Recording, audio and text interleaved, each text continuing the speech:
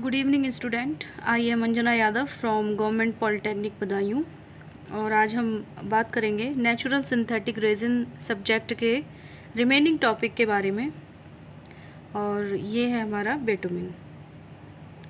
बाकी हमने गम, ग्लू और सेल्यूलोज इत्यादि के बारे में पढ़ लिया था, इसकी प्रॉपर्टी, वेरियस इंट्रोडक्शन और बहुत सारी चीज़ें थी जो हमने कवर कर ली थी लास्ट लेक्चर में।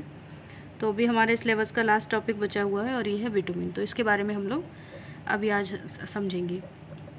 बिटुमिन को हम हिंदी में एसफाल्ट, ये इंग्लिश भी होता है इसका और इसको हिंदी में भी नॉर्मल आमतौर की भाषा में एसफाल्ट बोला जाता है। ठीक है, ये एक प्रकार का, पहले हम स्टार्ट कर रहे हैं इसका इंट्रोडक्शन। सॉरी, इसको स्टार्ट करने से पहले मैं यहाँ पे हेडिंग वाइज इसको बताया जाएगा, तो मैं यहाँ पर इसके बारे में पहले इंट्रोडक्शन के हिसाब से पढ़ना शुरू करेंगे। फिर इसके बाद इसके यूजेस, प्रॉपर्टी और इसकी प्रोडक्शन, यही 3-4 पॉइंट होते हैं जो हम किसी भी रेजिन के बारे में समझ लेते हैं। तो ये एक बिटुमिन एक प्रकार का पॉलीमर रेजिन ही है, it is a polymer resin. ठीक है, तो एक एक करके इसके बारे में समझते चलेंगे। ठीक, तो ये जो हमारा बिटुमिन है ये एक प्रकार का विस्को इलास्टिक पॉलीमर होता है। विस्को इलास्टिक पॉलीमर होता है, अर्थात कि इसकी जो प्रॉपर्टी होती है वो विस्कस फ्लूइड की भांति होती है। ठीक है, इसका जो नेचर होगा, जो बिहेवियर होगा वो विस्को इलास्टिक फ्लूइड्स की तरह ही होता है। ठीक, और इस बिटुमिन को हम नेचुरल या कृत्रिम आर्टिफिशियल टेक्निक्स के थ्रू तैयार कर सकते हैं, आर्टिफिशियली प्रिपेयर कर सकते हैं। तो जो हमारा बिटुमिन है ये नेचुरली भी बनाया जा सकता है और आर्टिफिशियल भी बनाया जा सकता है। लेकिन ये जो बिटुमिन है ये कहाँ से प्राप्त किया जाता है नेचुरली और आर्टिफिशियली? ये पेट्रोलियम से, कोलतार से तथा डिफरेंट टाइप के प्लांट वुड से प्राप्त किया जाता है। डिफरेंट टाइप के प्लांट्स एक्सेट्रा से ये प्राप्त किया जाता है। पेट्रोलियम से भी ये डायरेक्टली नेचुरली मिलता है हमको, कोलतार से कृत्रिम विधियों द्वारा तैयार किया जाता है और प्लांट से भी नेचुरली ही प्राप्त किया जाता है। ठीक है, और जैसा कि मैंने अभी बताया था कि इसको हिंदी में कहो चाहे दूसरा नाम बोलो बिटुमिन का, एसफाल्ट, इसके कई सारे नेम होते हैं। इसके जो कई सारे नेम है, इसको हम सिनोनियम्स बोलेंगे, वो कौन कौन से होते हैं? इसको हम एसफाल्ट भी बोलते हैं, एसफाल्ट के नाम से भी जानते हैं। इसको पिच के नाम से भी जाना जाता है, एसफाल्ट पिच के नाम से जाना जाता है। और इसको समटाइम्स तार के नाम से भी बुलाया जाता है। ठीक है, और ये इसके जनरली कॉमन नेम होते हैं। बिटुमिन को हम एसफाल्ट भी बोल सकते हैं, पिच भी बोल सकते हैं और तार भी बोल सकते हैं। लेकिन कभी कभी क्या होता है कि इसकी उपयोगिता के आधार पर हम इसको थोड़ा सा मतलब डिफ्रेंशिएट कर देते हैं, थोड़ा सा अलग अलग करके कभी कभी बता देते हैं। ठीक है, लेकिन वो चीज़ जब आपको प्रॉपर्टी पढ़ाई जाएगी तो आगे बताया जाएगा। फिलहाल हमें केवल इतना समझना है कि जो बिटुमिन होता है ये हमारा एक विस्को इलास्टिक पॉलीमर है और इसको नेचुरली या आर्टिफिशियली बनाया जा सकता है। कहाँ से? पेट्रोलियम से, कोलतार से या प्लांट से। और इसको एसफाल्ट, पिच और तार इत्यादि नामों से भी जाना जाता है। ठीक है, अब एक बात ये भी है, अभी आपको बताया था कि ये क्या है, एक बिटुमिन, एक रेजिन है, इट इज़ अ रेजिन, जो कि हमारे सिलेबस का पार्ट है। बिटुमिन रेजिन है ये।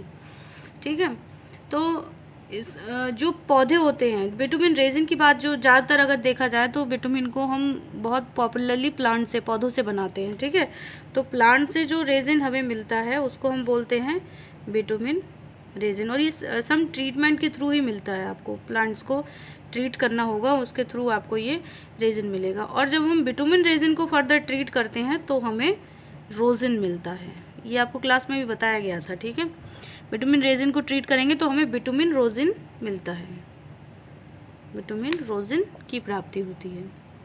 ठीक है, तो यहाँ से हमने एक शॉर्ट में इसको समझ सकते हैं कि पेट्रोलियम,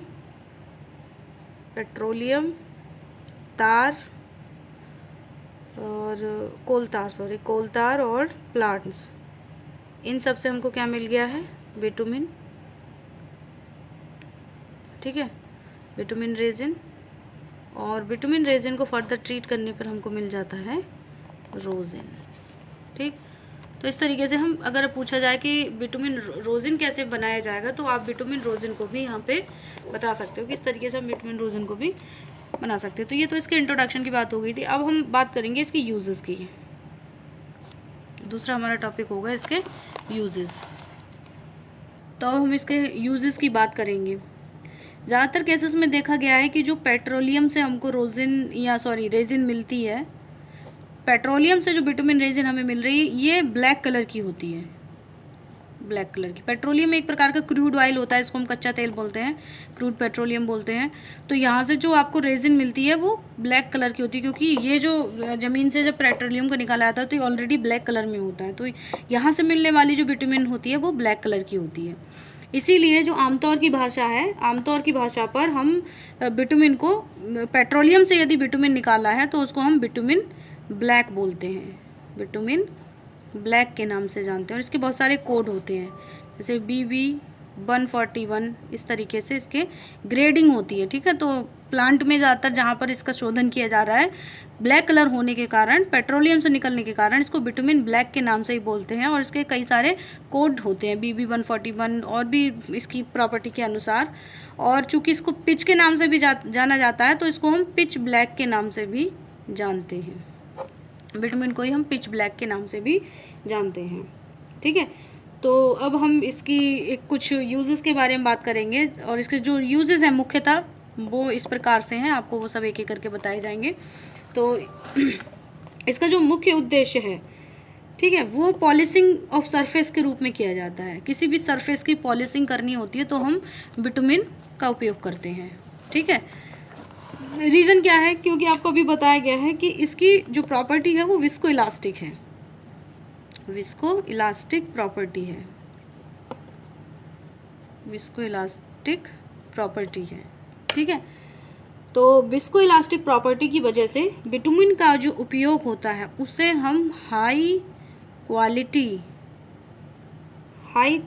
की ऑप्टिकल लेंसेज और मिरर्स की सरफेस पॉलिशिंग के रूप में उपयोग करते हैं, ठीक है। क्योंकि इसका जो नेचर है, जो इसकी प्रॉपर्टी है वो विस्को इलास्टिक है, ठीक है। तो इस प्रॉपर्टी की वजह से इसका जो उपयोग किया जाता है वो हाई क्वालिटी ऑप्टिकल लेंसेज और शीशे जो मिरर्स होते हैं उनकी सरफेस पॉलिशिंग में, उसकी सरफेस की पॉलिश करने में इसका उपयोग किया जाता है। तो इसमें करना क्या होता है कि सबसे पहले जो सरफेस है, ठीक है, suppose that this is a surface और यहाँ पर हमको इसकी पॉलिशिंग करनी है। हो सकता है कोई लेंस है, ये हो सकता है कोई मिरर है।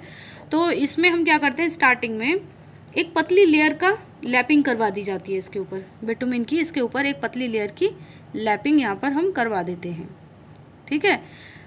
और फिर उसके बाद से जो लैपिंग जब इसके ऊपर हो जाती है तो ये जो लेयरिंग हो की गई है ये आयरन ऑक्साइड और सेरियम ऑक्साइड के साथ चार्ज की जाती है।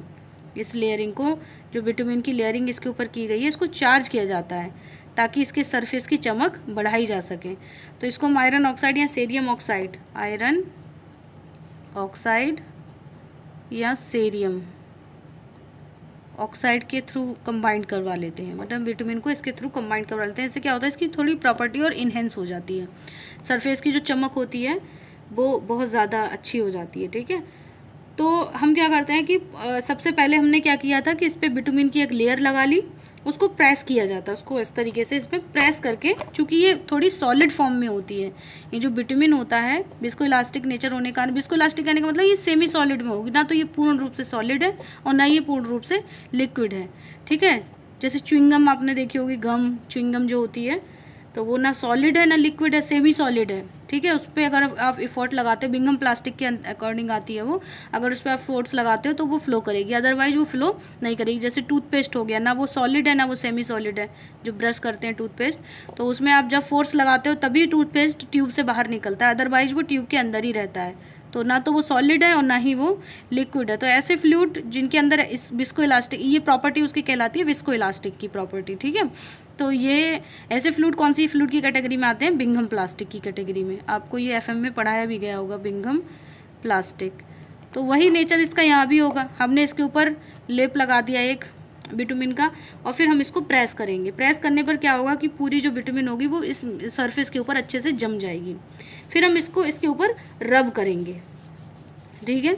रब मतलब इसके ऊपर सरफेस के ऊपर इसको रब्ड किया जाएगा और उसके बाद ऑप्टिकल सरफेस पर कांस्टेंट यूनिफॉर्म कांटेक्ट के साथ इसको छोड़ दिया जाएगा, ठीक है। तो इस तरीके से यहाँ पर हम मिरर्स की या लेंसेज की जो बहुत हाई क्वालिटी के होते हैं उनकी पॉलिशिंग करने के लिए बिटुमिन का उपयोग करते हैं। तो ये इसका बहुत महत्वपूर्ण यूज़ था। दूसरा इसका उपयोग होगा कि जो बिटुमिन होता है, सेकंड यूजेज इज जो इसका मतलब जो बिटुमिन होता है इसको मतलब वुड जो वुडन होते हैं, लकड़ियाँ जो होती हैं, वुडन सेलिंग वेसल्स में कॉक एजेंट के रूप में किया जाता है। अब ये क्या चीज़ है? कॉक एजेंट का मतलब होता है जो, जैसे आपने देखा है कि कहीं जो लकड़ी से निर्मित कोई वेसल है, जैसे किसी लकड़ी से निर्मित कोई वेसल बनाया है, ठीक है, कोई स्टोरेज बनाया है अगर, तो लकड़ियों को आपस में जोड़ने के लिए, जैसे एक लकड़ी का टुकड़ा ये है, दूसरी लकड़ी का टुकड़ा ये है, तो इसको आपस में जोड़ा जाएगा, कहीं ना कहीं इसके बीच में रिक्त स्थान रहेगा, तो इसको कॉकिंग के थ्रू, कॉक एक ऐसा सब्जेक्ट होता है, कॉक मानी जो रिक्त स्थान को भरता है, तो बिटुमिन को कॉकिंग एजेंट के रूप में बहुत ज़्यादा उपयोग किया जाता है, ठीक है। तो जो वुडन सेलिंग वेसल्स होते हैं उनमें कॉक एजेंट के रूप में हम बिटुमिन का प्रयोग करते हैं। ये बहुत पुराने समय से उपयोग किया जा रहा है, बहुत पुराना परंपरागत तरीका है ये, ठीक है। ओल्डर टाइम से भी ये यूज़ किया जा रहा है, ठीक है। शिप बिल्डिंग्स जो होती हैं, शिप बिल्डिंग कहने का मतलब जो हवाई जहाज, जो पानी वाले जहाज होते हैं उनमें जो इमारतें होती हैं, आपने देखा होगा कि रूम्स बने होते हैं, होटल्स बने होते हैं उनमें, तो वहाँ पर भी आप बिटुमिन को कॉकिंग एजेंट के रूप में यूज़ करते हैं, मतलब उनके बीच में सीलिंग करने के लिए आप बिटुमिन का उपयोग करते हैं, ठीक है। एक विशेष बात यह भी है कि बिटुमिन जो है वो जो वाटर प्रतिरोधक क्षमता होती है इसके अंदर, बिटुमिन के अंदर जल प्रतिरोधक क्षमता भी होती है, इसलिए ये जल्दी ख़राब नहीं होता है पानी के कांटेक्ट में आकर, ठीक है। रेसिस्ट करता है वाटर कंटेंट को ये, ठीक है। तो इस वजह से इसका उपयोग जो ज़्यादातर हम सीलिंग एजेंट के रूप में या कॉकिंग एजेंट के रूप में भी करते हैं, ठीक है। तो शिप बिल्डिंग में इसका महत्वपूर्ण योगदान है। मैराइन जो जहाज वगैरह होते हैं वहाँ पर भी हम इसको उपयोग में लाते हैं, ठीक है। तो अभी बताया था कि ये जल प्रतिरोधक क्षमता होती है, इसे इसकी तीसरा यूजेस भी आप बता सकते हैं कि जो वाटर प्रूफ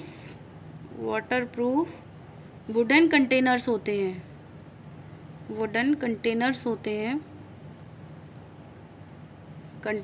हैं, इनमें इसका उपयोग किया जाता है, कंटेनर्स में बिटुमिन का उपयोग किया जाता है, बिटुमिन का प्रयोग किया जाता है। क्यों किया जाता है ये आप लोग समझ चुके होंगे।